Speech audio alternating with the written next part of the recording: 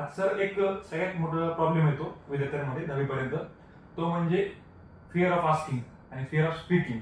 की विद्यार्थ्यांना काय होतं की शिक्षकांची भीतीने किंवा मनात काय भीती असते की साईडची मुलं असतील, फिअर ऑफ आस्किंग आणि फिअर ऑफ स्पीकिंगला तुम्ही कसं मॅनेज करता? आता प्रत्येक जो टीम मेंबर आहे तो टीम मेंबर विद्यार्थ्यांसोबत डायरेक्टली जोडला जातो. त्यांना तो त्यांचे डाऊट सॉल्व्ह करून देतो आणि कुठेही आम्ही असं त्याला करत नाही की तू कितीदा तेच विचारणार आहे.